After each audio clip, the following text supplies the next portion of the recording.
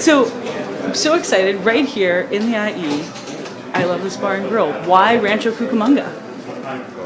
Our guys, we've been doing it 7 years and been successful at it. You probably miss one every 10 or something, but you get better as you go. And when we pick markets, we look for a void.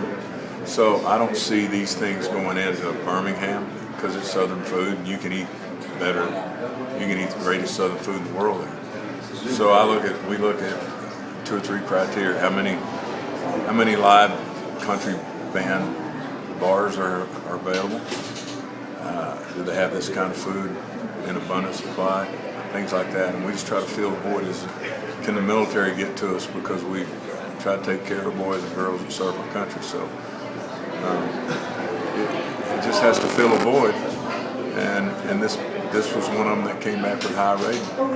Certainly does, all of those things, and very exciting that you have live country music because we have such a huge country audience out here, and for people to be able to go out and see music, and your daughter is playing. Yeah. So what was it, did you always think she was going to go into music, or did you hope that she was going to go into another field? I just let my kids do, follow their heart. I try to guide them best I can, but, she listened to me. She said, hey, I want to go cut a record, see how I do. And I said, why don't you go, she got out of high school, I said, why don't you go to Oklahoma and get your, University of Oklahoma, get your degree, and we'll do that later. But, I want you to take advantage of what life has, opportunities you have before you. You're going to have plenty of time to do this, so go enjoy college, be a kid, and there'll be plenty of time. She did, got her degree, and now she's out here, and she's working these clubs trying to get her chops. Trying to lead a live band around. I want her to experience. She hasn't had.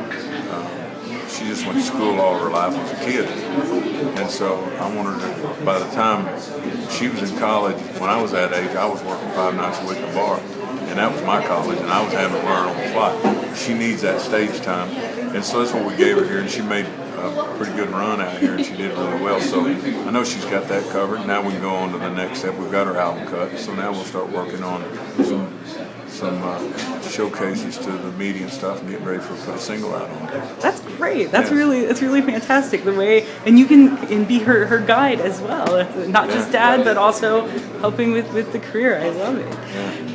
You always come play here in inland Southern California. We're always happy to have you. What is special about the fans out here? Are there any differences with the fans here compared to other fans in the country? What the rest of the country wouldn't understand, even in the South or the Southwest, is that there's a tremendous amount of country fans right here in this part of California. In fact, this part of California, back when CD sales were the primary way you got your music, this area sold more country CDs than any other area in the U.S. I mean, it is. And California gets a bad rap in the media and stuff for banging on country and stuff, but this area, Bakersfield, San Jose, Mountain View, all those places, San Diego, we've always done huge here. And so, it made it look like, it makes me want to do 4 or 5 shows through here every year when we come. So that's how we end up making here. I don't know how it works for everybody else, but we do it good here. Well, right here we also have your Wild Shot, which that is awesome. Although, I have to say, and I'm sure you get this all the time, with the number of songs that you've written about beer, I thought maybe it would be like the Toby Keith microbrew to start with. So can you tell me a little bit about how Wild Shot came about?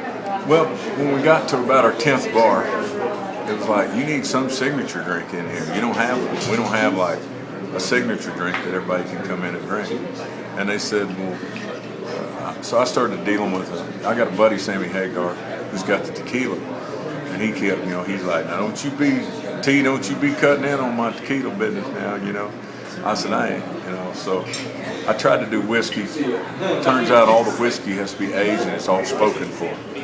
So I couldn't find a good whiskey maker. And I go to Mexico a lot. And my buddies down there that are nationalists that live down there, they drink mezcal. And I said, what's the difference? And they said, well, they smoke it's like smoking a ham. They smoke the cactus before they extract it. And I go, you guys don't drink tequila? And they go, no, we sell that to you guys. And so I started drinking some premium mezcal with these guys, and it was smooth and different. You don't shoot it, you don't have to mix it. I just put the stuff in the freezer before I go on stage and form a little shot, warm me up, hit stage. And it's more like, if it wasn't clear, you would think it was almost a scotch because it's smoky taste. And then I found out in tequila bars that there's people that are so, like it so much, so connoisseurs of mezcal, that they can tell you what region it's from, they know it so well. I was like, well, what's the premium mezcal in the States? And they said, well, here's the biggest sellers. I said, there ain't very many, I'm in, because I seen a bigger bully. And so we sampled and sampled, and I finally found one I absolutely love. We put it out last April, a year ago April, and by Christmas we were #1 premium. I have great big retailers in the U.S. that only have one mezcal on their shelf, and it's us. It's done really, really well. And then I knew to get the girls I was going to have some little drink like that. So this mixologist made up this cool drink and called it a mezcalita, and they do really well. We can't keep them in at the show. They sell out at the show. I bet. And Sammy from right up the road here in Fontana, that's good. I'm after Sam.